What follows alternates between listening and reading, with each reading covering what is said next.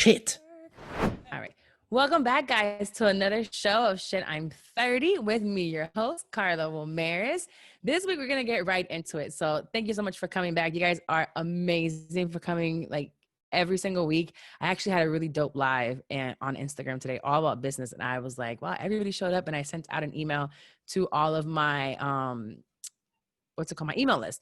And it was literally last minute, like 20 minutes before I went on live, and y'all showed up and showed out. It was fun. So anywho, this week we have a really dope guest. I've been meaning to have you for like the longest time. I'll tell you why you didn't come on, because I didn't have a dope producer to get my shit together. So she's here now. She's making sure that when I'm like, oh, this is a person I want to have on and blah, blah, she gets it done. So we got it done within just a few days after me telling her again. You came on my live. So we have Jeff, also known as Chubby Diaries on Instagram. Yo, what's up? Hello. I know we have like DM'd before a few times, and I see you on Instagram, but it's like we've never like actually met. So that's the whole point of a platform. You get to meet people. Totally. It's exciting. So yes, we're gonna go into like what he is, why he's called Chubby Diaries, and he's the founder of Chubby Diaries. He has an online community for plus size travelers who are passionate about seeing the world and experiencing foods, clever hacks along the way, all about travel, which I love traveling, and that has kind of halted. So I can't wait to talk about like how that has affected you during COVID. But let's jump right into our shit you should know before we go into that, because before the hands, there's gotta be something we gotta know about or talk about. So the shit you should know this week, it's crazy that May brings it up and talks about it, because I just watched this movie last night. So I asked you before we started recording, have you seen the movie on Netflix called Cuties? So there's this movie on Cuties that before I saw the movie, I had already seen, I'm not sure if it was online or on TV, that it was uproars about it. Turkey blocked it, and they're not like the country Turkey. It's not allowed to be viewed there. Some other countries are blocking it as well. And basically the critics are saying that Cuties is promoting pedophilia. 11-year-olds are overly sexualized. So the director said she was trying to depict two models of femininity in the age of social media for a preteen. So, the moral of the movie is society puts pressure on women to behave and be a certain way, and it's not promoting pedophilia, but showing how impressionable preteens are, seriously thinking in the age of social media. I get where she's coming from. Now, I'm not just going off of what the Shade Room put on out or what the critics are saying. I have not seen any of those, because I watched the movie myself last night, and I ended up going on Instagram, because that's where you go to talk shit, right? 2020, you go on the gram and say what you gotta say. So do you have any kids actually, Jeff? No, I don't. No kids? Okay. I was a high school teacher. Oh, you were a high school teacher? Great. Yeah, for 9 years. Jesus, you are an angel. Because I have a high schooler and they suck, all of them. High school and middle school. I substitute high school when I was 18 for about a year and a half. And I remember I did middle school. I hated middle school. And then did high school. And it was cool, but I was too young. I had to lie about my age, and they all suck. Oh, yeah. You got to have patience. I definitely lied about my age when I first started. When I was there, because you only needed a high school here in Florida or in Orlando. You only needed a high school diploma to be a sub. So I'm like, bro, I just graduated from here. And now I'm sitting here teaching y'all. Half of them were older than me. Like, a little held back, but, we're not judging it. Yeah. Anywho, so basically my opinion on this, coming from the fact that the movie is basically based off of some type of French, but the main character, she is a Black Muslim girl, and their family is very conservative. It's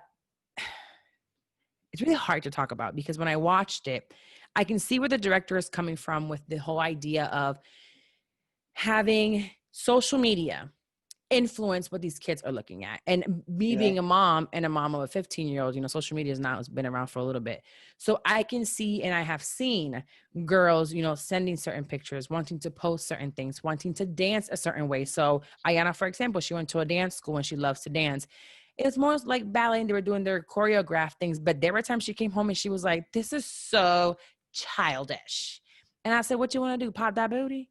Like, is that what you're trying to do? And it was like, yeah. Literally. Her answer's just like, but it doesn't have to be all that crazy. So this girl watches these 3 other girls who are wanting to be in part of this dance competition. There's this big dance competition coming up. So the other 3 girls, the ones that are dancing, they're doing, the regular like pop and locking and all the cool dances. But the other girl's watching and she's like, I want to be a part of. So she steals this phone, and I still don't know who this guy was, if he was like a family friend of some sort, but she steals the cell phone and starts going on social media and on YouTube and finding dances. And she's now influenced by why you see video vixens basically like literally twerking on a handstand. I'm not just saying that, they really were on the video. Wow. Thongs, just the provocative dances that we see nowadays, period. Like what we're so accustomed to it that it's normal. Right. So this little girl who didn't really know how to dance now spends hours upon hours in this bathroom learning these dance moves, goes back to these 3 girls and is like, I want to be a part of, here's the dances that I know. So she changes these girls' dances because their dream is to be a part of this dance competition to get to the finals, that now they're doing these extremely over sexualized dance routines. They're not 15, 16, 17. At first, I wondered if it was like older actresses that looked like 11, but I don't think so. So they're really young, and we're talking about hands in the mouth. We're talking about bent over and doing this little thing with their hands up their thighs towards their vagina. We're talking about literally putting their pelvis on the other girl's ass and like they're dogging it. Grinding. We're talking about the baby thing on the ground. What's that called? The crybaby. I'm just thinking about the WAP right now because that's on TikTok. Basically, it's the WAP on drugs. A lot. It's a lot. And the thing is, what I noticed about the movie is that I get where she was trying to get to, but it was drawn out and there was long periods of these dances. So it's not like the camera was going in there for 2 seconds and like showing a quick fucked up over-sexualized dance. No. Another thing that happened was that the girl that had she had the stolen phone, the guy finally saw her. And now she starts going through this whole social media thing and being bullied because they're calling me a little girl and they're not respecting us. They want to be so grown so bad and they're lying about their age. Right. So she gets bullied because she fights this girl. And when they pull her pants down, like I guess while dragging her pants came off. Her panties were little girl panties. So now it's like what she was trying to do, show cleavage and her stomach and being all grown. They're like, you're doing all this and you're cute, but you're wearing little girl panties. Right. So she decides that she was going to take a picture. She took a picture of her vagina and they show her taking a picture of her vagina and posting it on a social media. Like it was like Instagram. They didn't say Instagram, but it was Instagram. Yeah.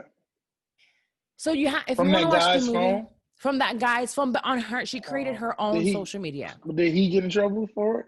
No, because it was her own account that she created. She was just using his phone. That phone allowed her access into the world and into the internet. Because of that phone, she wasn't that little girl anymore. I get the point. I get where they were trying to get to, but it was a lot.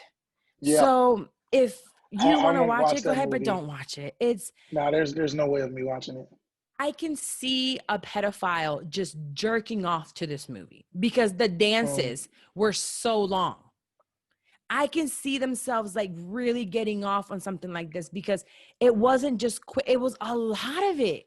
It was a lot of it, and it made me uncomfortable. And Was this an independent like movie? I think so. What studio signed off? It's definitely not a U.S. movie. It's in a different language, so it's like you can see it's translated. It's different voices in English for Netflix. So it's not even in English. It's in French. I believe that is what I saw on the Netflix thing. So I don't recommend anyone really watching it. I understand the point, but as a high school teacher, 9 years, I remember stories and you're a male teacher. So I want to see that perspective of you, of teenagers. What did you see? What did you encounter? Because one more thing before you tell me that, the girl, the guy caught her with the phone and was trying to take it back, she started taking her clothes off and was offering him sex to keep that phone. Like, you cannot unplug me from the world. So she starts taking her clothes off and taking her pants off. And he's like, what is wrong with you? And of course he rejects it. But we saw how she was so frantic to not be disconnected from the world and not be that cool girl anymore. She was willing to give up her virginity and fuck for this phone. So tell me a little bit of some of those experiences you might have seen in high school? Well, definitely, I always kept a distance from all children, especially girls. There was multiple young ladies that tried to like profess their love to me, and I was like, Not yeah, we profess their no, love. I was like, nah, this is no. So it was a lot of no's happening, but nah, I don't hug kids. I always, even when kids start to get close, I was like, nah, right here, elbow, give me that elbow. Um, but nah, I've seen it. I've seen it to where I got to see multiple phases because when I first started teaching, that's when Instagram and all that was like just taking off, and Mm-hmm. Twitter and all that. And then Snapchat came in, so I got to see Snapchat and how like Snapchat went wild. But yeah, like kids, when it comes down to social media and being on social media, um, it definitely has changed their mindset. I remember asking in class, I was like, hey, how many people have asked out a girl or asked their person out, like whoever their boyfriend, girlfriend is, or going on a date? How many of y'all did it face to face? And none of them raised their hands. And they looked at me crazy. Like, wait, people do that? Like people No. go up to people and just ask? And I was like, whoa, what is going on? I They was don't like, I even didn't talk to know. each other. Mm-mm, mm-mm. Even if they boyfriend, girlfriend, they might even be on Instagram or they might be on their phones, but they still doing something else. So I always thought that was awkward. Um, Man, I definitely became like a big brother, father figure to a lot of kids while I was teaching, and even with some kids with the parents. Like we built relationships with the parents. I did build relationships with the parents. So like even outside of school, I was still trying to be supportive to some kids. And I remember one parent called me because she took her daughter's phone away. She literally hopped out the car in the middle of the highway because because the mom took the phone. And she was like, "Well, I'm I'm ready to leaving." die I was like, for my "What phone. the heck?" Yes. So even it wasn't until you said that whole like I'll do whatever to get this phone Mm-hmm. or be disconnected from the world. That's definitely because they just grew up in it. Like this Yeah. is all they know. I've seen the bullying. The It's bullying their sucks. validation. The bullying is awful. I've Mm-hmm. seen it with Ayana. Like the bullying is sucky. And like think about it, like it's like you were saying on steroids, like it's past like, oh, only the school or my city might know about like something I did. And that's the extreme. It's But the now these world. jokers can go to the world, like literally the world. A whole When did you meme stop can be teaching? made 3 years ago. Okay. All right. So Yeah. yeah, that's not that long ago. It's definitely, I think in the past 3 years, it's definitely evolved even more for these high Oh school yeah, kids, man, or maybe just for. That TikTok is just So I remember like TikTok taking before that. it was like Musically. So you probably were around for that Hmm. Musically era. Ayana had Musically, and I believe it was about 3 years ago. And she was doing her little thing, and it was kind of going live on there. So they're doing these things on live and music. And I think that's what TikTok was before. And I remember there was a guy that kept coming into her Musically. And she's like, no, it's this kid. But I said, is it a kid from school? No, but he says he's 15. Or she says she's 15. It was I can't remember. I honestly don't remember if it was a boy or a girl, but she didn't know who it was. And I said, let me tell you something, little girl. I can go on here and right now from my bedroom create an account and Profile, yep. become a 13-year-old girl and talk to you and ask you for something, befriend you. And before you know it, in a couple of months, we're best friends. And you're going to send me a titty picture because you don't know Mm. no better. Your brain is not developed.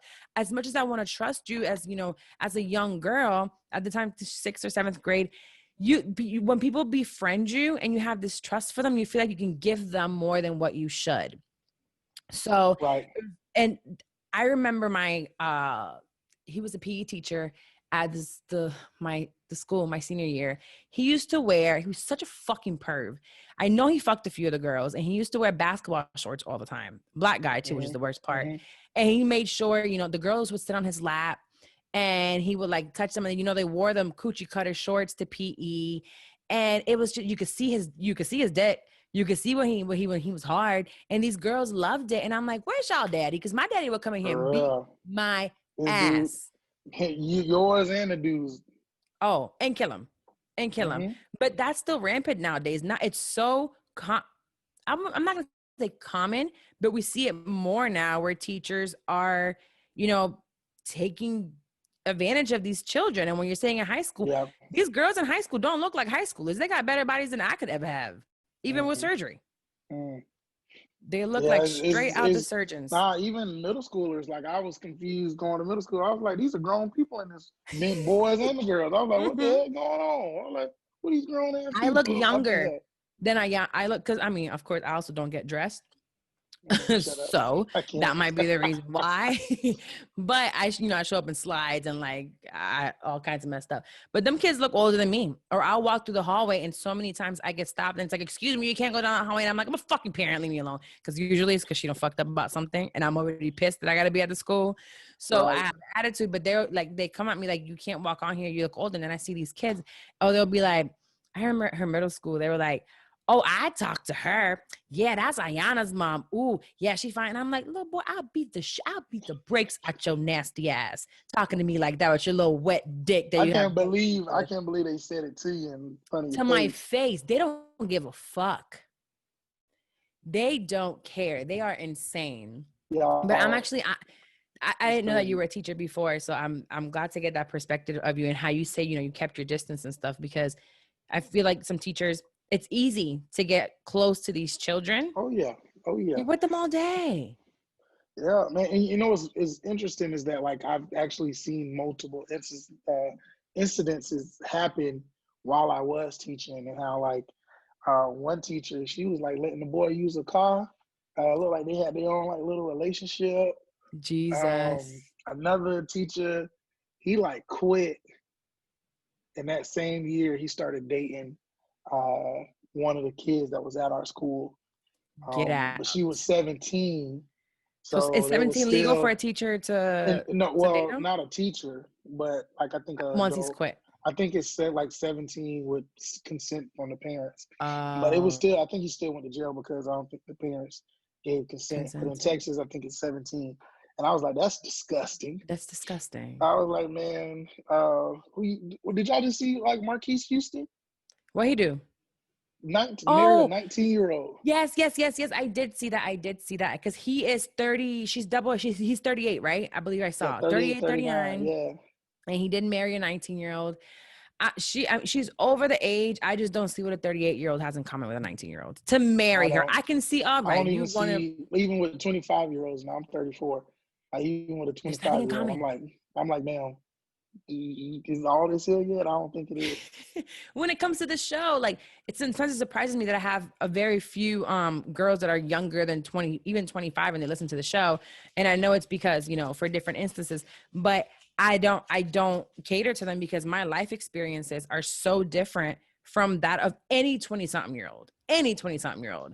So yeah. So let's move on to the travel aspects of it. I'm glad that was longer than I usually do my shit talks, but I wanted to talk about that anyway. I'm glad you did. Yes. So let's go into the traveling aspect of this. So we know that he's not just, Mr. Chubby Diaries from Instagram. You have been featured in Forbes, the New York Times, Essence. Hello, one day, Essence Festival if COVID ever goes away.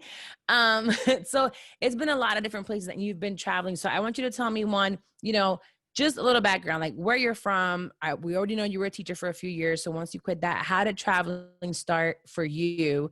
And, who do you do it with? Why is it so important to you? Why are you doing it? Well, yeah. So thank you for that little intro. So from what she didn't tell you, I am from the great state of Florida, Orange County, bred, Orlando, all the way. Me and Carla actually, my ex-sister-in-law, she's still my sister-in-law. Shout outs to Hato. Yes. Told us to give him that shout out. That's my nephew. We have to shout out Hayden, who is my future employee. He's already hired, but he's the captain of Sky Blue Rentals. He's just not old enough yet. Okay. But Wax Show does let him drive that boat and the jet ski like he's over 18. Oh my gosh. This guy, and he's so good at everything he picks up. So everything. That's my nephew, man. I love him. He jumped on surfing. I was like, I don't even know that many black people that surf, and this man just jumped on the surfboard. He do all the white stuff. He do the black stuff. He do the white stuff. He don't care. Exactly. And it's crazy. So born and raised in Orlando. I live in Austin, Texas now. Like she said, I was a high school choir teacher for 9 years. I quit because I was like, man, I'm getting tired of these kids. I'm getting tired of just the whole system of like the public school system. I never actually thought I would be a teacher. Ended up becoming one. But I quit and I went on a mission trip to go build gardens in Rwanda. And while I was in Rwanda, me and my friends was like the movie yo, Rwanda? yeah. There's a lot It's of a violence country. there. I know. It was a whole genocide there. Almost a million Mm-hmm. people were killed in less than 3 months from their people, which is crazy.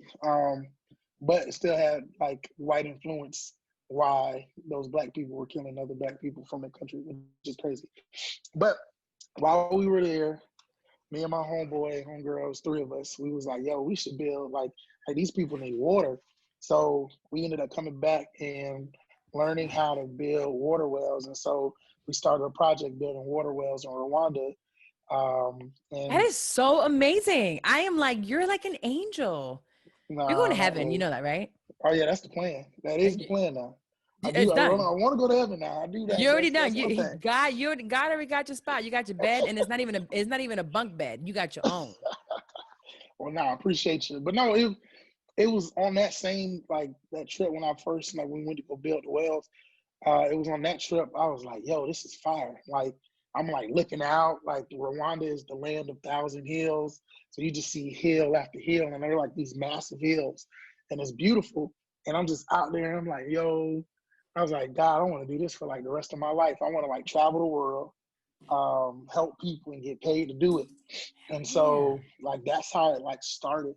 To where it was like I didn't even know how to build water wells. I didn't even know how water came out of the ground. I'm not an Yeah, how'd you engineer, figure that out? Who taught so you? YouTube? it was a lot. So no, it wasn't. Oh, that's how I When we learned. got back, it just worked out. It just worked itself out to where when we got back, my my homeboy's friend hit him up and was like, "Yeah, man, I'm so cool seeing you go on that one mission trip that you went on." And he was like, "Yeah, man, I got a buddy out here that does like help that trains people how to make water wells." A He was like, fucking "What?" man. Jesus Hey, knows you my see heart. that, bro? Ain't that crazy? And it was just like Jesus it knows just my heart worked when I be cussing, but let me tell you, when there's a will, God makes a way. for real. And that's the crazy thing. And so I always tell people, man, when you put that mindset to it, or like you put it, like you write it down and make it clear, like God usually always like fixes it and makes it happen. So And he will use you. that's the crazy thing. So it started from that. So I was like, man, well, shoot, if I can do that, I was like, shoot, I can go do anything now, you know? And I was like, I want to be, like, I want to travel. I want to get paid to do it. And I was like, what career lets you do that? And the career I found was like travel influencer, like become a travel influencer. One of my homegirls, hometown hero, Rachel Hill, she actually quit her 6-figure job at Johnson and Johnson to become a travel influencer. Good, because Johnson Became Johnson really, gave people cancer anyway. yeah, good. Yeah, but she was successful at it. So I was like, dang, if she doing it, I think I can do it too. And so that's how I got into it. I figured out my niche. For me figuring out my niche, like my cousin helped me figure like how to get it to my personal like story, and that's me being a big black guy. And I already at that time had traveled to 24 countries. So Jesus. Oh, so you already like traveling, period. yeah, traveling was always on mine. Like, I mean, as a teacher, you had your summers off. And Mm. I always tell people, unless you working like doing some extra stuff, most teachers have 8.5. They only work 8.5 to 9 months out of the year. Okay. When you think about breaks, like that's 3 months worth of breaks. What do you do? I don't think I've ever asked a teacher, what do you do in the summertime to get paid? Well, it depends on how your district is or like the county that you're in, because my county paid, they just spread it out for 12 months instead Gotcha. of 10. And so like in Orlando, they do for 10, but you could like have them withhold money and they'll pay you out like on that 12-month schedule as Gotcha. well. But luckily when I was living here in Texas, we were on the 12 months. So I got paid during the summer. So that worked out great. And it was my regular like amount that I normally got. So that was good. You mentioned something really quick that I want to touch on because me being, I have an academy for podcasting. I come from the business background, and there's something very important that I like to focus on, and that is niche. And some people, what I say, and whoever follows me and is one of those people that follows my content, I always say when you try to appeal to everyone, You appeal to no one. So you have to know who your audience is. You have to know your niche. So how did you find, some people are like, I just don't know what my niche is or who my audience is. How did you know? How did you hone in on, I'm Black, I'm big, I'm traveling? How did you figure that out? Well, my cousin actually helped me with it. She's a PR rep. She had Yes. like a thing that she gave her clients to help them figure out like who they were.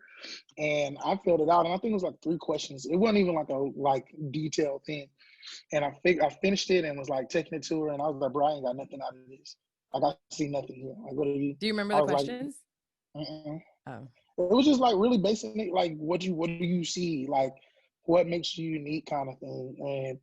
And it was like when I got to it, it was when I finished it, and I was like, I didn't see nothing, and she was like, yo, it's right there. Look, you a chubby Black guy that travels the world. How many chubby Yes. Black guys you know that travel in the world? And I said, oh shit, I don't know any. So literally, I do not know one. So, but I knew I was on to something. Like, I remember that conversation. Like, I was on the phone with her, and I was like, oh my God, I don't think I know anybody that's like talking about this, like actually calling themselves like a plus size travel expert. Like, I Right. realized when after getting married and me and my wife started traveling, like, she didn't think about stuff that I thought about as a plus size person. Like, I always think about weight restrictions. I always think about weight limit or size restrictions and stuff like that, and weight limits. That's what I was trying to say. I know that there's rides or excursions that I can't go on because I don't fit. Like, I don't meet the requirements. And so, or even it being on the plane and how much anxiety I have about walking on the plane and like, bro, are they going to put all these people in this one aisle and I'm gonna be like this, and then I'm gonna be on people. So it was like all of these things contributed to it. And so when I realized that, I learned how to navigate through that. And I was like, yo, I'm on to something here. Because I don't know if other plus size people even think about it. Do And you when I have a go to all these checklist? different countries, Like a traveling checklist for yourself, or a traveling checklist you give other plus size people? You know what? I don't, but I need to. Let me There we go. go. I'm recording this now, so I'm gonna see it. That's good. That's a good one.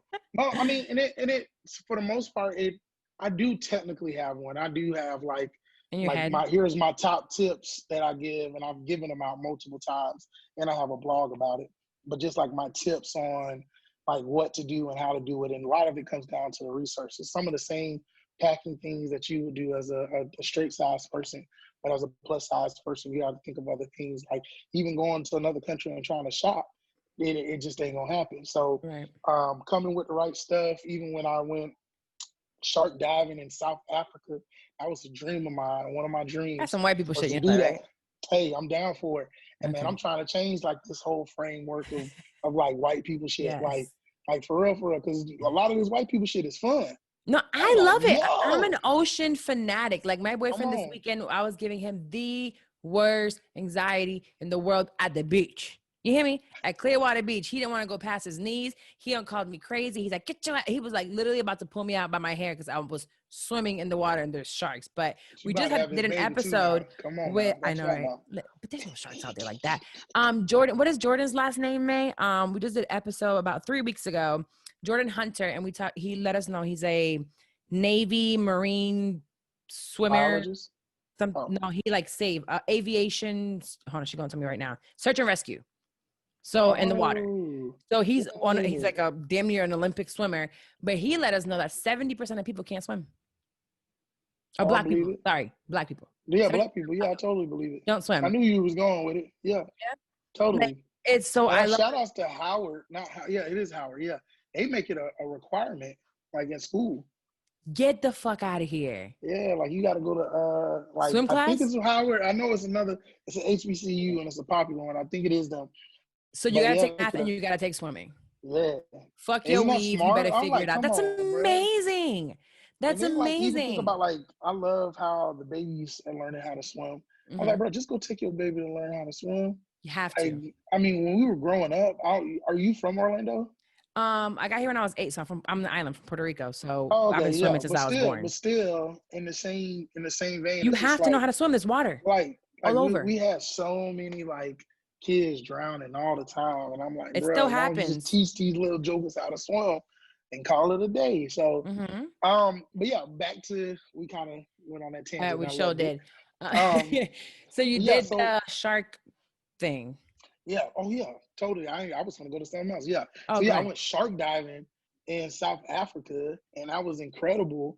But if I didn't do my research, I had to tell myself, like, I was like, yo, let me find out if they have like a wetsuit, because it's mandatory that you wear a wetsuit. I didn't I was even like, fuck think of this, I'm that. gonna just go find my own wetsuit. So I ordered it on Amazon, had them shipped it to my friend in New York, because that's where we were flying out of.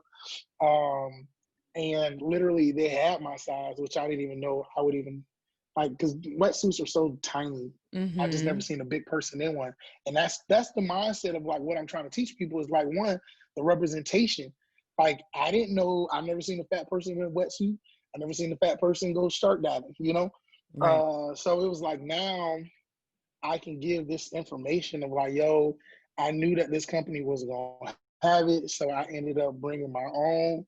They had a size that could fit me online, and then I even was able to talk to the shark people, and they were over there like, oh, like, I'm glad you brought it, because we didn't have it, but now they're like, oh man, where did you get it from? Because now we're gonna go order some We're gonna order and some. have them there too, and that's what I'm trying to teach. So my business is more is both, is B2C and B2B all at the same time. So I'm like a conduit between the audience or the customers and the brands. Like, I do consulting with the brands to teach them how like they can be more inclusive in their Mm-hmm. travel, because it's such a large market. Like, when you know business, if you know business, like Yes. 128 million people are considered obese, like, in Mm-hmm. America. And I don't care about like how you think about it or whatever. And I even tell people like, yo, I'm not here to promote obesity Right. more than I am trying to promote people to live life now.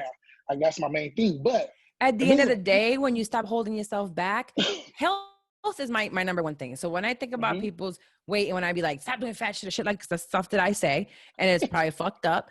But the way that I say it, I think about people's health.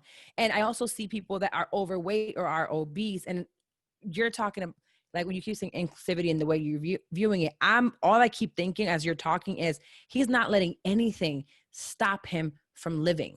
right. And I love watching My 600-Pound Life. It's one of those shows that I don't know why I have this like annoying addiction I to it. know a lot of people that watch it. I never watch it, but It's the worst thing. And I'll tell you why. Because it's people that have basically given up. yep. And that's what drives me crazy. And what I hear and I see you saying is, listen, I'm big, but it's not stopping me. I'm big, but I'm not using this as an excuse to sit my ass down in a corner and eat out of or a regular fryer next to me in this bed and just sit here and keep getting bigger and bigger and miserable and blame everything on my weight. No, you're like, I'm big and I can do what I gotta do. I'm married, I'm fucking, I'm traveling, I'm making money. And if they tell me that they don't have this, instead of saying, fuck them, they're not putting me in here, or they're not inclusive to big people, I'm not going to go there. All right, I'm going to bring my own fucking wetsuit. Like, Right. bro, you said I'm going to be a part of it regardless of whether you guys have included me in the past or not. Mm-hmm. Well, but see, that's the thing. I'm different. I'm an anomaly.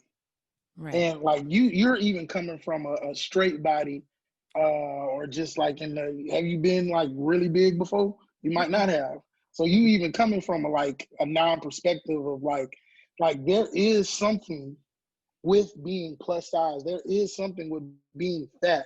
There is something to where, even if you like, even for me personally, like, yo, I've done it. I've lost a lot of weight. I've lost 120 something pounds in like a season, and then gained all that shit back. And then mentally, that'll F you up. Like, Big time. mentally, that really does.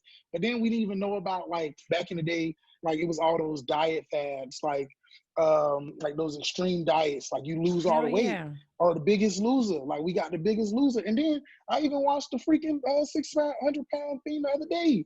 They said only 5% after the surgery actually keep the stuff off. 5%. Wow. Then I'm like, shit, Shut why are you doing up. the surgery then? You feel me? Wow. They go through So all that's what I'm. that pain and like all that mental anguish. They're not mentally prepared. So I feel like an It's not addiction even to just. food is just It's like an addiction to crack. addiction. It's not even just the addiction part.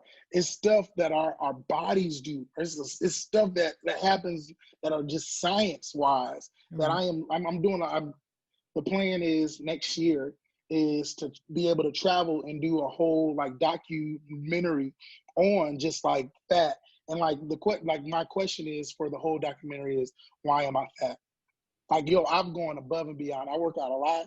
I think that's the only reason I can still be able to go climb a mountain and let me in tell this you place. something. I'm glad you say that, because I remember doing a class at my gym, right? One of those like aerobics classes. And I was like, the lady was a big girl. And I'm like, oh, I should be all right. Yeah, I got this. You know, me being the asshole that I am in my mind. And I even told Wax, I was like, Beck, come on, it's a big girl teaching the class. I got this. I'm finna show out. This bitch left me about to die halfway into this class. And he told me this. He was like, don't sleep on that shit, because they have a stamina like crazy. And I'm sitting here judging off of her physical. Literally, I almost couldn't finish the class. And she's just, what's up? Like chilling. Like she wasn't just doing this, dripping sweat and just fine being able to talk. And I'm like, I can't breathe. This is definitely pre-pregnancy and when I was fucking a lot. So I thought I had stamina and I didn't. Okay. So we definitely cannot judge someone's health necessarily on their weight. Correct. But some of us do. And I know even like Jenna's one of the plus size girls that I'm absolutely obsessed with. That's Hayden's mom. And she's been on the show as well. I think she was on a Patreon episode. But Jenna will go to the gym and kill it. Yeah. You know, she's all that. Yeah. But going back to the travel aspect of it, I actually love that documentary. I can't wait to like see it and talk about it in a second. But I want to talk about expenses. How do you afford traveling? How do you get paid from it? How do you make it affordable? And like, what's your favorite airline? Stuff like that. Okay, it's interesting. You just asked a lot of questions. I know, because the thing is that you're about to make everybody become a travel influencer. Well, yeah, I'm making it sound easy. This shit hard. Hell yeah. Just like podcasting. We make it look easy. It almost looked like it took me almost 2 years to like figure this stuff out. To like actually make legit money, you know? Right. So like just I'm gonna do the whole hacking part of just like for the average traveler that just wants to go travel credit cards help to where like, man, you put all your expenses on your travel or on your credit card, but you only spend what you need to spend. Like you only spend with the money that you have. So if you got $1,000 or $2,000 and your bills, you got to pay your bills, pay that with the credit card, because it adds up, it accumulates points. But also doing the initial like signing bonus when you sign up. Like my favorite card is Chase Sapphire Reserve, and you get 50,000 points. That's a whole plane ticket right there. So literally, I went to Thailand last year. I paid $34 for my trip to Thailand. Hello. So I want to go to Thailand so bad. And it was crazy. And that's an $1,100 ticket right there. Yeah. Oh yeah, easily $1,100. And it's probably gonna be more later because of just everything that's going on. I know. But going back to it, so you got that. You also, I don't judge, or I don't let dates dictate when I travel somewhere. That's always the best thing. Like if you can be more flexible in the dates, and there are people who can be like, if you give them 2 weeks in advance of your job, you'll be able to take off kind of thing. Right. But yeah, I always let the discounts dictate when I actually travel. So maybe like going in a down season, those usually are some of the best times to be there anyway, because it ain't packed. It might not be as hot. Like most up seasons are usually or high seasons is usually when it's hot outside. And I ain't trying to be out there in the heat, sweating the whole time, trying to take pictures, you know? So there's that. Those are like a few of those. But even when it comes down to, so I just list out the jobs. So I'm a freelance journalist. I'm a travel blogger. I make money from my website and the traffic that comes to it. I feel like I'm a model. So technically I'm a model. Yes, I don't feel like it. I am that. I was going to say something else, but I am a model. Fucking tell technically, it. I was going to say, yeah, like, bro, I market. I market for other people is what I am. I'm a walking billboard at times. Brands use your images. Companies. Exactly. Some brand today, literally every image that they wanted to use, they used 7 of them. It was $300 just to license. Just to license they don't even get to keep it long. You feel me? Because So there's the that. contract, this is an influencer type of thing that I know on the back end. You give them just, it's not exclusive, it's an exclusivity to it, but for a certain amount of time. Yep, exactly. And so there's that, and then you just get these sponsorships and campaigns and stuff like that. So it's like multiple different streams of income coming together, and that's how I'm able to afford what I do. Like people pay me to come to their cities. I have like 2 cities I just went to, and they just paid me to be there. So Where'd you go? I went to Memphis and then Jackson, Mississippi. You know, I've heard of Puerto Rico doing it. When Puerto Rico, after they had the hurricane, they paid influencers to come and talk about being there, saying, "Hey, you know, we're back up. The it was probably hotels all are white up." people though at that time. I saw a few Hispanic ones. Oh, did you? Oh, yeah, good. from here actually. But he's huge though. You've probably heard of him. Oh my God, he's worked with T-Mobile and all kinds of stuff. LeJuan James. No, he's from here, but he everything you wouldn't know because he does most everything in Spanish, and he's like half Puerto Rican, half Dominican. But I saw a lot of some of the Spanish people. And I love that, and that's what I'm saying. So I do feel like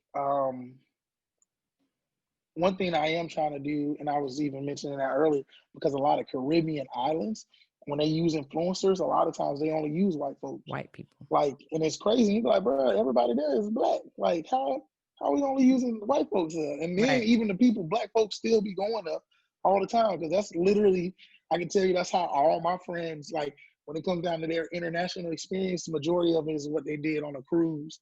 And going there, or they on their honeymoons, or they went to Sandals, and Sandals is on all these Caribbean islands, and they only got white families there, but the black people serving them, but they got the black people serving them. So I even have an organization it's called like the Black most Travel. Like slave looking shit. Yeah, it is. Yeah. So we even started an organization called Black Travel Alliance. I'm one of the founding members. We started it after the Black Squares that came out. So we started a whole campaign called Pull Up for Travel. And we started just calling out brands, travel brands, because I was like, yo, are y'all actually like inclusive? Y'all put these black squares up, but what does that mean? And so like the 3 pillars of our thing is like alliance, accountability, and shoot, I forgot the other one right now. It just went away. Okay. But yeah, still, like, we want to see more people that look like us, black and brown people. I'm glad that you bring that up. The media.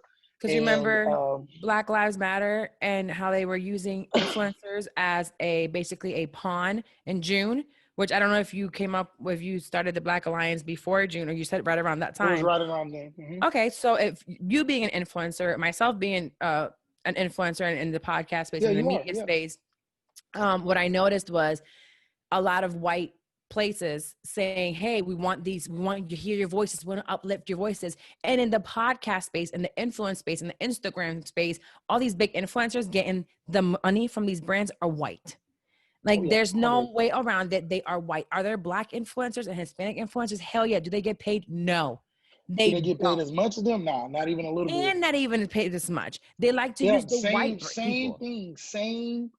Doing the same freaking thing. And a lot of them are even better. On the same trip. Together. I've seen it together. More. Yes. So that like they get paid blows less. my mind. And then you think to yourself, like, if they're not paying us, so like they're like, oh, but they're able to do this, and they have this amount of followers and stuff like that. Hell yeah, I would too. If I was able to supplement, and I ain't over here thinking about like, oh, bro, I still got my bills to pay. Like, nah. Right. Like, or I need to pay somebody to come take these photos for me. This costs a stack. So me having been behind the scenes with influencers or bloggers from just like Instagram, I know so many that pay for followers, pay for likes, pay for comments. Have you heard of those comment pods where you get in there, you post your picture, so it becomes like this page of like 200 people. They only allow like up to 200 people. You post your post, and everyone goes and comments, and they can't just leave. They have to make it look like comments that look like a legit comment. So that's how they get 100, 150, 200 comments under a picture. They're all from these comment pods. I know all the back end of these white girls. I ain't never heard of that one. Oh, no. I made sure I went to a retreat. Was it considered a retreat? Or weekend getaway of white bloggers. Retreat. That sounds right. It was I like don't a follow. retreat of white bloggers. When I first started my podcast, it was a blog. Yeah. So Shut Up Yeah. Dirty was a blog first. So I go to this blog, which is where I realized I don't want to do no fucking blogging. And I'm behind them, like taking these pictures. I didn't want to get dressed. And they're over here changing all these outfits. And I'm like, bitch, I don't want to do that shit. But that's Right. where I learned about comment pods. That's where I learned about, oh, they're an influencer, but really they're models. So they're real life models, and that's how they're getting some of this stuff. And then they're trying to teach other people how to do it. And I'm like, but they're not models, you know? Exactly. And the difference I see in these white influencers and the black influencers, black and brown influencers, is that we might not have as many followers, but we have a community that actually fucks with us, and our dollars are Yeah, really and it's there. engaging. Their Our engagement. conversion rates are Mm-hmm. disgusting Amazing. compared to the white people. Like, they have bots and we have real folks. So when you're talking about like collaborating with someone, we really do make them more money. Yes. It doesn't look like it. It doesn't look as cool. Do you collaborate with other travel bloggers of like, Yeah. especially black ones, to show like what you guys can do? Well, I haven't done it in that kind of way.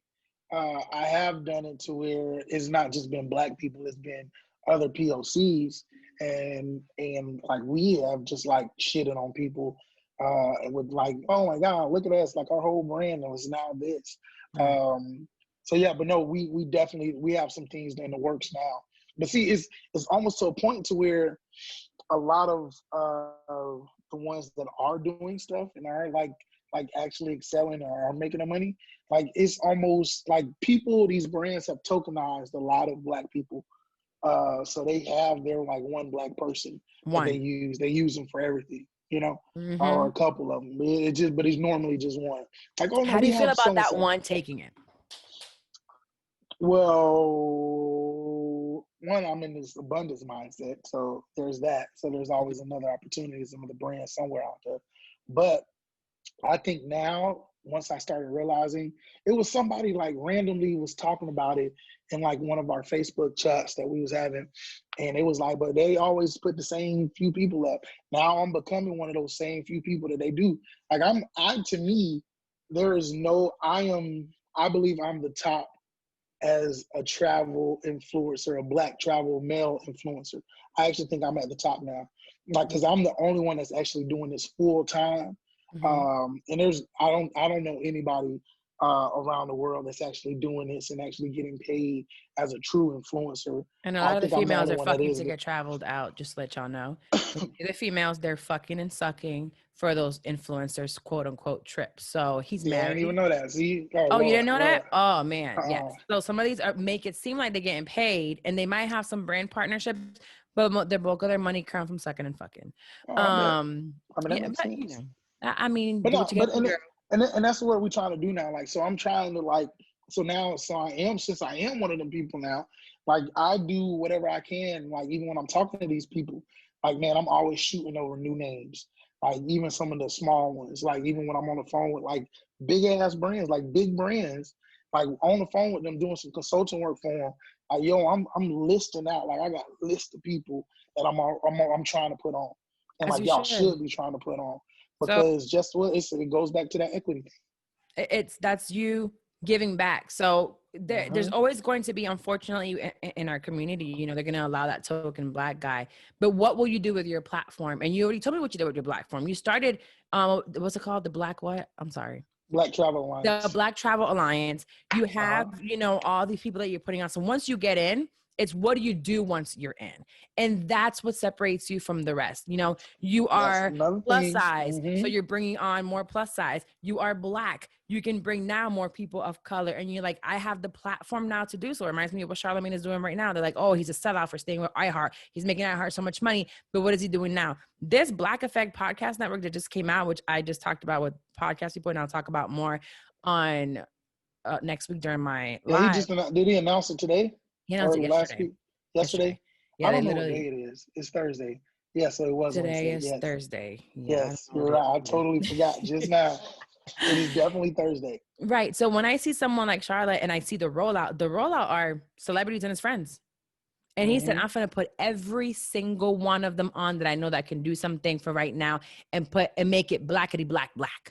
And I'm using my platform and my power because I've made them so much money to be able to do it. And no, I'm not doing it in some Uncle Tom way. I'm doing it as a joint venture. I still own some. So it's like what you do with it. You could still be at the top, but unless you're bringing people up behind you and opening up a door for them, yours is going to close eventually. So you have to build something on your, I heard on somebody your way. tell me, excuse me, I'm sorry. No, yeah, I heard somebody just say how Oprah picks people like in her life, or like young people trying to come up, and she be like, I'm gonna put you on. Like, you ain't gonna never have to worry about anything ever again. Like, money wise, money will never be an option. Cause she been doing that to people for decades now. And that's why she's still where she's at. That's why she's still where she's at. Exactly. Like when you give back, I think somebody posted on Instagram when we talked about May, I think I was recording with Wax about giving back. Like, have you ever paid for someone behind you, or do that giving back? Oh yeah.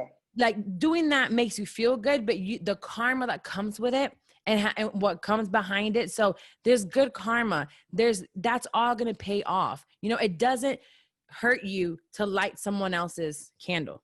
It does not dim yours. It does not dim your light. So make it bright in this bitch. Make it bright. I always tell people, like, they tell me this, and the reason why you're successful right now, I think that you're like super successful in a lot of ways, is because of what you're doing. Like, you're giving people valuable information. You're bringing other podcasters up. Like, to me, I love this statement that Donald Miller says. He says that it's not until your customers, your audience becomes successful, then that's when you become successful. That's when your brand, that's when your business becomes successful. And so if you're not adding value, I think you were trying to go at pay it forward. Like pay it forward, yes. Yeah, like paying it forward is like the key. And that's what I'm doing. Like, to me, I'm trying to get more plus size people on. Yes. Like, I'm trying to get people, and I'm gonna say this really quick. Even in the mindset, I'm telling you, it's a mindset thing too. Like, the reason why some people are giving up on like their weight and all this, because they don't see themselves represented. Like, bruh, like, if everything on TV, on media, you gotta have a 6-pack, you can take your shirt off and look all whatever and hot and sexy, sweaty, and just looking good. And bruh, and that's the image, and that's the standard of beauty. Right. Like, that's really hard. And think about it. Like, Black people fall for that. We fall for us to be on TV. Do. Like, I say all the time, it's not like I'm not overweight, I'm not an ugly girl, but let me tell you something. I don't have those hips. I don't have the little waist. My daddy paid for my titties. I don't have, the big lips. I have an arm that, not all these girls, when they're on Instagram, you're looking at it, don't jiggle, I'm not that super thin frame. And am I saying I'm big and that I'm ugly? No. But do I feel comfortable enough sometimes to post certain things? I got my angles down pat. You hear me? I make this booty look big. I make this waist look small. And I'm squared as hell, but I had to learn how to love myself and say, you know what? Yeah. That's one of the things that turned me off from blogging and taking all these pictures. And I'm like, I'm not going to sit here and learn how to do Lightroom and Facetune and make myself, these girls don't look like they look on their fucking pictures. So why do I want to do this? I just want to be myself. And I think that's what has catapulted me to where I am today. And there's so much more I want to do because people trust me because I'm just me, Right. And I always tell people, the more authentic and transparent you can be, like, people are in love with that, because a lot of people aren't foolish or like, they know that, like, they know better. Like, this is a facade. A lot of this is not real life. We're not stupid. But that's what I'm saying. But what I was trying to get at, even with that whole imagery thing, is like, yo, you know what? Like, I'm telling you, like, you not being able to see yourself and you having to compare yourself to like whatever is on media, whatever you see, like, that now becomes a thing. Like, that now becomes like it's like eating me up inside. Like, it's like making me depressed. But now I feel like, and I've been telling this I talked to a few people about it, but it's like, man, do you see more visualizations of like a plus size person?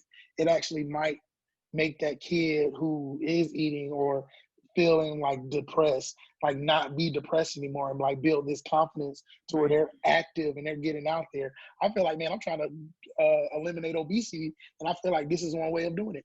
Mm-hmm. It's like showing so that people don't have to feel like uncomfortable or feel not wanted or not loved or like not have whatever in their own body. So I think I was going somewhere with that. No, I love it. Now I just have like a few quick questions that we can go through before we go to unsolicited advice. But I do want to know, what is your favorite country for food? Are you like me? You like everything? I do like everything. Have you had? Bro, I love me some. Huh? Have you ate a roach before? No. Or like a chocolate covered ant? I ate a scorpion. Yes, I want to do that so bad. Yeah, it tastes like you know, like the popcorn. You know that piece of the popcorn, the one that usually gets stuck in your mouth, like on your teeth, like that crunchy little the corn part. Yeah, corn. Yeah, that's what it tastes like. Yeah. Oh, okay. Where'd you eat that at? In Thailand. Oh, in Thailand. Okay. Have you eaten a duck egg? Like those eggs that they're crunchy inside. There's a name for it. I have. I had a duck egg. I've had rabbit. I've had duck. Man, I've had a couple of things, man. Snake. Do you have a favorite place? Yeah. No. I was saying, so my favorite place, I love Japan. Japan is my favorite, like, country internationally. The tradition, the culture, and then the food. How they bring the food out to you. Like, it's always in a like respectful way. Like it's always lit. You be like, dang, bro, we had a hole in the wall, and you making this thing look dead. Giving you a spread. Like, exactly. And they eat a lot too, so they don't. And that's one thing I feel like even with America, like we got to get better at. Like even for fat people, like bro, I want to try everything, and like that's what they do. Like they satisfy their hunger, and like they don't have main plates like to themselves. Like people usually share their food. And so you get to try and dabble on a whole bunch of stuff. So I was like, bro, I was in sometimes you eat less that way too. Yeah, you do because you just want to try. Like, bro, let me satisfy multiple palates and call it a day. So, but you were saying what? Love you was talking about question. Food. I don't know. Food makes me really excited. I should have asked that question last. Well, Italy? Italy had me just like, oh my God. I heard the pasta tastes like fresh air. It do. It's different. It's lighter. Like you can still keep moving and grooving. You don't fall asleep right away? Around a lot too. No, you didn't. Like you take a siesta too. Don't you go to? Doesn't things shut down for a while? When I went to Spain, just kidding. It was Spain. I thought Italy did it too. Why did I feel like my sister did it in Italy also? They don't shut down. Cause them jokers don't go. They don't eat until like 8, 9 o'clock. We like, bro, what y'all doing? I'm hungry, late at night. Y'all finna eat? like nah, bro. So, but nah, Italy always like straight up. Italy was amazing. Japan, bro. I love Asian food. Korean barbecue is my favorite food, but I never really had it in Korea. So. Oh, okay. One more. Or no. What you travel with your wife now, right? Yep. Sometimes. So what is the most romantic thing you've done while traveling, or place you've been while traveling? I'm taking notes on this one so I can take Wax's mind. Oh, no, that's a good question. I don't even know. She about to listen. You better come up with something, wifey. I don't know, man. I ain't that romantic. What? To be honest. Really? No, man, I'm romantic in a sense, too, bro. Like I'm a serve you. Like I'll do stuff for you, like even when you're not thinking about it.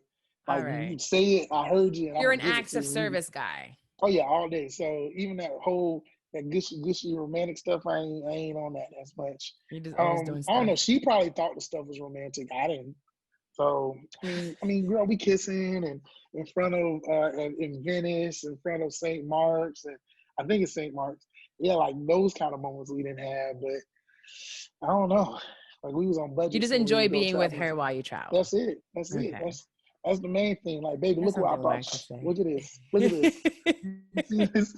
Do you see the water, motherfucker? We're in this bitch bro. together. We can get on this gondola ride and call it a day. We did get on the gondola. So that's romantic. That's romantic. And now with you closing it out, with you being plus size and knowing, that's what your brand is. What is one of the things that I would say was most offensive to you? I don't know. I feel like you're a lot like me, where probably a lot of things don't offend you. You become like, bitch, fuck you. Right. But what are one of those things that you're like, that's fucked up, and I know you're definitely trying me because of my size? Oh, the trying you because you're my side. I could. I'm gonna be honest. Two things. The first one is when I was in Thailand. Actually, going back to Thailand. I don't know why we keep talking about Thailand. Thailand's amazing. Keep telling me. These little suckers was coming up to me like old dudes would come up to me and like pinch me on my love handle.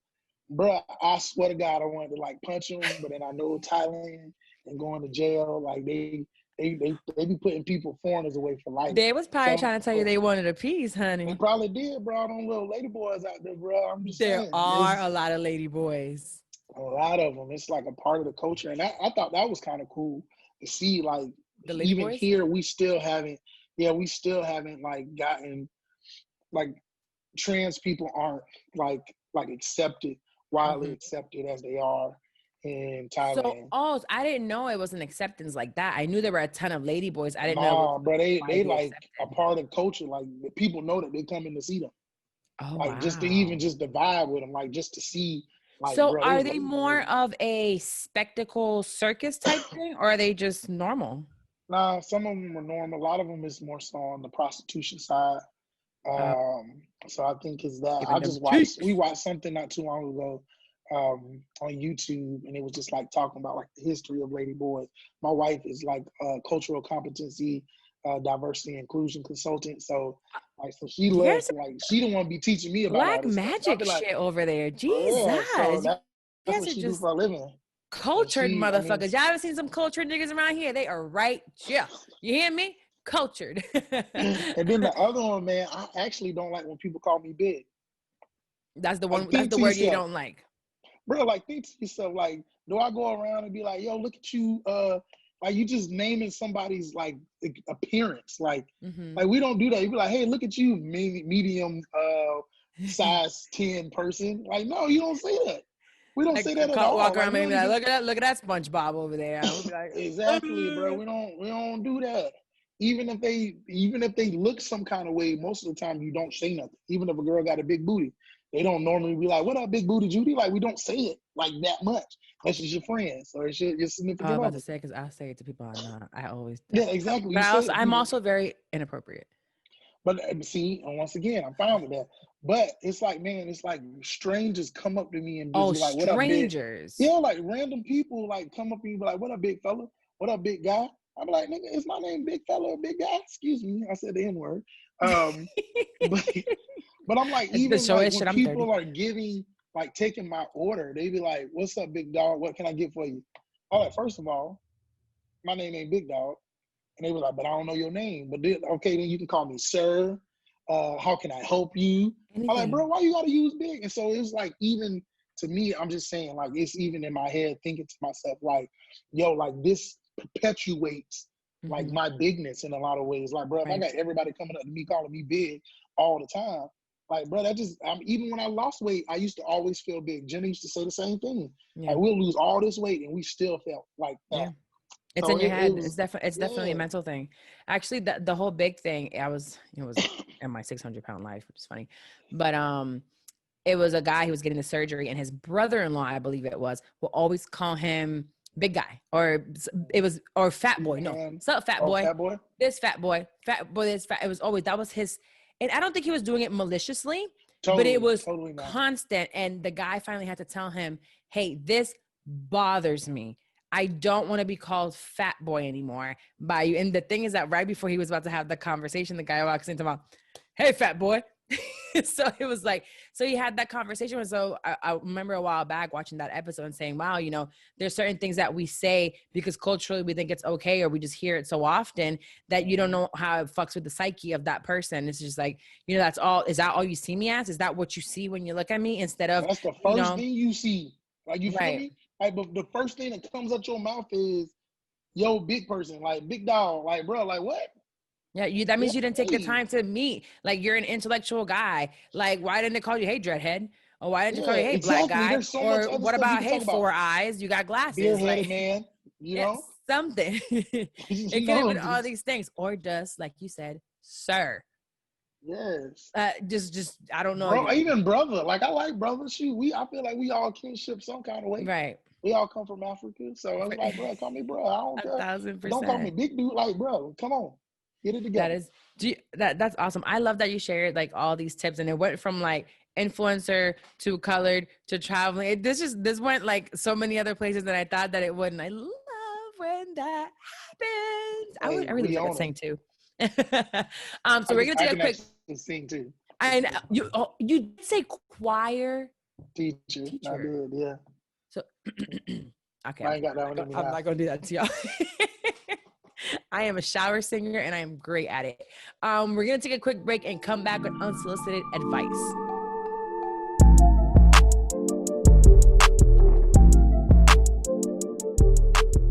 All right, now we're back with unsolicited advice, and we're gonna go through this one. We're gonna give you good advice, but honey, Jeff has date night at the Home Depot, so we got to make sure he makes it because that's some shit I'm 30 type shit right there. You know what I'm saying? All day. He said stroll to the toilet aisle and figure out which one they want to put their tushy on. Exactly. That's we got the bidet now, so we want to get a new toilet so we can use that bidet. You know, that's 30 stuff. I want a little water on my booty too after I take a shit. I took a shit earlier. That would have been nice to have a bidet. You know what I'm saying? Okay, see, we're gonna go into shit, and I really love shit talk. Shit talk's coming, though. Shit talk is coming. We All right. talking it. So if you want some advice from myself or a guest that I might have on the show, make sure that you send an email to shitim30podcast@gmail.com. Make sure you put on that subject line, unsolicited advice. You can also DM me, but I'm going to tell you to go ahead and forward that shit over to the email so they can find it. So we're going to do one today. It's a little bit of a love triangle. I think you might be able to help with this one because you're married, you know. And you know boundaries. So let's see where we go with this one. So this one says, I think my friend and my boyfriend like each other a bit more than they should. They knew each other. They knew each other a little bit before him and I met. I had a friendship aside from our relationship. However, some things bothered me in the past, and I talked about it with my boyfriend, and he reassured me the relationship was purely platonic. I was fine. I was all fine and tried to calm my stress until we went on vacation together with other friends also, and I really noticed a few things that bugged me. I would catch them giving each other weird, unplatonic looks. Bitch will lost his fucking eye. You hear me? It's very strange because sometimes she comments that we are so cute and showers us with remarks like that. And other times when him and I kiss, cuddle, or he buys me gifts, I can see a very strange look on her face, very unamused. I would add to that, AKA a hating ass bitch. But let's finish this. In a nutshell, I'm not jealous of other women, but I can feel weird tension with them. And I'm starting to get very worried. I trust them and I trust my heart, but my gut is alarming me about something, especially about my friend. I don't know if I should trust her, and if they have an attraction, I should not care about it, or if I should distance myself. Please help. I want your opinion first from a male perspective. About the whole situation. Yeah, about that. Yeah, it's all in the boundaries. It definitely is all in the boundaries. I feel like I got sisters, and I like telling people you my sister more than anything else. Like, because when you think about sisters, like, bro, I ain't finna do nothing with my sister. Right. So the way I need y'all to know, and it's not even just a friend.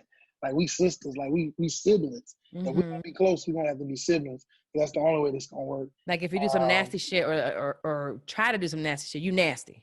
Yeah, that's just disgusting at that point. And so I look at it in that kind of way, but yeah, I would say that like old girl does sound like she still might have feelings for him. I'm over here watching Married at First Sight, and I was like, one of them friends sounded like she was over there trying to keep the little eccentric dude from not going anywhere. I was like, you like him, that's why. Y'all say y'all friends, but y'all, even in school, I was told the kids, I was like, bro, one of y'all like each other. And that used to happen, and I used to ruin a couple of friendships because of it. Because literally, I remember you can see it every time I say like one of y'all like each other, like you can see the one who does, and they be like, nigga, like, bro, why is you no? And then you can see the other person like, I don't know what's happening. So it could definitely be one of those things. And I don't even know how to handle that because I think there you is keep boundaries when you're wife's friends. Oh, wife's friends, yeah. Like they're a little bit more standoffish. See, I'm an affectionate person, period. I think that's the only reason I get away with it a lot, because I'm very affectionate. Like, it don't matter who he is. Like, bro, I meet you for the first time, bro, give me a hug. What's up? Talk to me. So I think I get away with that because I have like multiple female friends. Like, it's just what it is. But I can't even imagine like doing something with them. I can't imagine. I would not want to do anything with them. It doesn't cross your mind. It's not Yeah, part it of doesn't. your plan. It doesn't. Yeah, it just doesn't come. Like, that's not my motive. That's not my heart. Like, it'll crush my wife, and I think about that all the time. So, I mean, I've been in situations, bro. I'm popular now in a lot of ways. So it's like, bro, them DMs could be going, and I'll be like, delete, or I'll be like, Listen, thank you. I have seen Wax's DMs, and these hoes are wild. You hear me? When we say girls gone wild, the girls have gone wild on them DMs. Yeah, man. And you thinking it's just a dude sliding now? Them women. I mean, women are worse. By industry standards, I'm not the most prettiest guy out there. But for me, I know it, and I got my own little confidence with it. But still, like, them girls going to DMs. But it's just like, but with all that being said, it's just like, one, I thank God that my wife trusts me. But with all that trust comes with responsibility. And so a huge responsibility. So for me, like, bro, I want to be able to still see some of my girlfriends, like my friends that are girls or women. So I make sure that I even when she around, like, I mean, it's the same thing, the same way it is when she around, it's the same way it is when she not around. So as it should be. I would say to her that your gut feeling is usually telling something. I feel like you gave me enough here and enough instances where you felt uncomfortable. They knew each other before. So in my gut, and now it's really big, and keeps expanding, so it tells me more. My gut says to me, they fucked at one point in time before y'all got together while they were just friends. I feel like they had something going on because she starts saying that they knew each other before him and her met. So there was probably something there at some point that never flourished into anything. And now it's just like, damn, he's doing that for you. Why didn't he do that for me? He didn't get me any of those gifts. He didn't kiss me like that. He didn't touch me like that. And it's like, yeah, y'all are cute together. I'm sure you guys are adorable together. But she's like, why couldn't he be cute with me? So this might be a friend where you need to reevaluate what kind of friend she is and how much access she should have into your relationship with your man. Because that unplatonic look, as you mention it, that's a I'ma fuck you up look. I know for like Wax walks around with his head down. You hear me? Like we just went on a boat day the other day. It went to my friend Dex and then also my friend Janice and her husband. She's pregnant. But Dex is in her bathing suit. She's beautiful. She's gorgeous. My friends can walk around. I have no problem. I trust Wax until the day that he allows me to not trust him. But even with my friends DM him or respond to his stories, he'll be like, your friend said this. And I'm like, he shows it to me. I know where he's coming from, but he tries to be open with that, like, just in case. There was one time that, have I ever said that? Well, I think it was Mandy called him. Mandy was going and called him. And she's like, I need something, blah, blah. And he hit me up. She had not hit me. She hit him first. And he's like, yo, Mandy called me, blah, blah. And she hit me right after she called him. And I was like, oh yeah, like whatever. I didn't think anything of it, but he was the first person to call me. He's like, just in case this happened. And when I see him among my friends, I don't see his eyes wandering. I don't see him being extra friendly. And usually when he's about to do something, he asks me about it.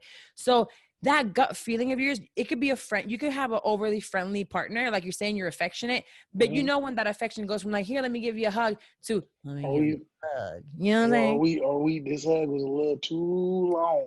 There's a hug and there's a hug. Yeah. You have to watch the pelvic area in those hugs too. It's my belly helps me. Well, your belly and your dick are two different things. You hear me? But I'm just saying, my belly's out there, so it helps. Keeps it. It helps. It keeps it keeps it away a little bit. Keeps some distance. The belly keeps a distance. I like that one. Your wife is safe on that one. But yeah, but still, I'm sure even with your belly, there's this like, it's like your ass kind of goes back a little bit. You know what I'm saying? So it's like you don't have it too close. So just watch all that, and it's gonna come a point in time where you're gonna have to choose. And really, if you trust him, then she just kind of gotta go because she's doing the most, and she just like I have a conversation with her. Like, bro, it is what it is. Like, I'm a grown up, bro. If I have an issue with somebody, I'm gonna go talk to them. What is up with the communication? Communicate. Please. Don't be like these kids. Like, even doing it online. Like, nah, bro, go talk to the person. If you see the person, go talk to them. Be like, bro, like, what's up, bro? Like, ain't even in a malice way. And because that's what I'm saying. It's not even cool to assume. Because like I always say, when you assume, you make asses out of me and you. Me and you. So Yep. it's like I'm just in this place of like I truly do believe that I don't think they could have like did something together, but I do think that she could have had in her mind, because I've learned this from like women, even when I was dating, was that like he was hers. You Oh, feel hell me? yeah. Hell Like there was yeah. like this, even if she wanted to date him, or like this could have been us. Like I know women have attached themselves to men and like had their own like fantasies of like who this Right. person was, but they never asked him out. He never asked her out, kind of thing. So I feel like there's another element to it. I feel like that's probably could have been the case. Because yeah, like I've dated girls and I started dating somebody, and it'd be like a group of girls being like, "Oh, I thought we was doing something. I thought we was gonna be together." I was like, "Man, where did you get that from? How, We went to dinner. We might have fucked, but that was it. bro? There was nothing that said, bro, I'm trying to be with you." Yeah. So it's like it's in the same boat. So No, it's true. It's true. So you might have to like have that conversation. Communication is the most important thing, especially with him. That's your partner. So have yeah. that with him and figure out where that friend falls into the friend category. Mm-hmm. So hopefully that helps. Now we'll go on to my favorite one, and that is my shit talk. Talk to me. And we're gonna talk a little shit. And this one is literally shit talk. No, it's not. I promise it's not. But I found this story online, and I guess it probably got me more into it because I'm pregnant.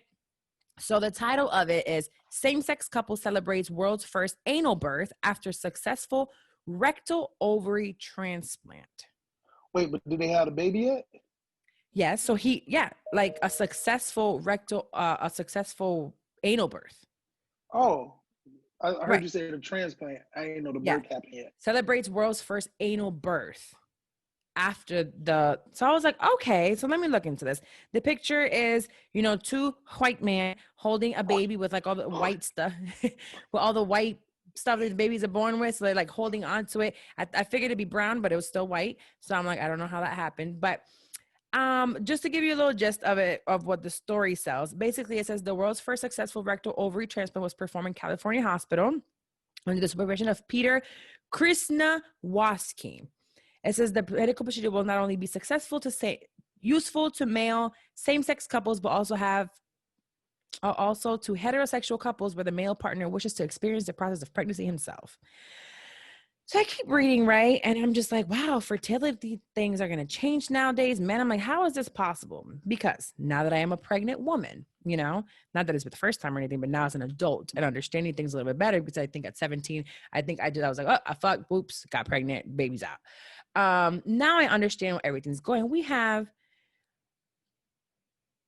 a lot more than just a rectum and fucking ovaries.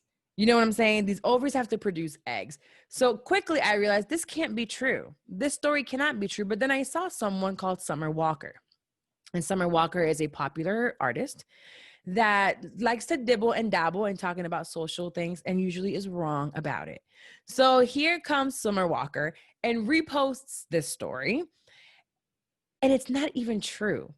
I knew right away that it's not the ovaries where the baby is. It's not just an ovary to a rectum that creates a Right, fucking exactly. child. And this reminds me and brings me back to, how social media is so influential. People just don't do research anymore and they don't give a shit about Right. what they're looking at. The shade room posts it or a celebrity posts something. We all go for it. It's a fake story. How is it going to grow a placenta? The baby's actually born it's created in the The uterus. uterus, huh? Yeah, it has to go through fallopian tubes. Where did these eggs come from? Exactly. The rectum, I know it can take some dick. And Bruh, who is this one? it was somebody told me to watch it. That's how I became really. Anyway, moving on. The point is that a rectum is not made to pass through a 8-pound baby. They said that the baby was like 8 pounds and 12 ounces. But let me tell you something. If a baby 8 pounds, 12 ounces goes through a fucking booty hole, he Right. ain't got no more booty hole. Exactly. That's all I was thinking just then. That's all I keep thinking about. You ever I'm took like, a there's no really way. big shit, bro? The Yeah, you can. pain. And then the older you get, and then like how you get hemorrhoids and get the little cuts in your Can you lining, bro. imagine the ripping in that rectal canal? I can't and I won't. Bro, that just sounds like it just hurts. So basically, He's it gonna was. really have a shitty day. That I was just thinking, wow, the articles are like so excited about this baby being born, and I'm like, all right, well, it's a shitty ass baby because I know it came out the dookie. Did it grow in the intestine? I'm like, people cannot be this fucking gullible and wanting for like something like this to be real. Like in the world, well, fortunately or unfortunately, I'll probably say unfortunately once I'm giving birth, but then once the baby's born, I'll be okay. We are the ones made to have children. You know, we're the ones that can reproduce children. And as much as, you know, technology has advanced and as liberal as we are right now, lady boys and women, men can become women and we can be that's all cool and beautiful. But at the end of the day, it takes genetics and like the reproductive system to create a baby. So we can't be that gullible and just believe anything that's posted and these stories that are posted. And as celebrities and as people on social media, you shouldn't just repost whatever you see somebody else repost. no, you can't do it. I These, literally research. I need to go yes. check like multiple sources before before I post anything. And I don't care if it's just Anything to if do. it's a big publication, New York Post or CNN. I want to see someone else who posted it as well, and give it a minute. I usually don't comment on something as soon as it happens. Give it a second, because sometimes it'll be some bullshit that's out there or like wrong information. Like, give it a minute before you give your opinion on what's going on out there. Because at the end of the day, I mean, I'm not a journalist.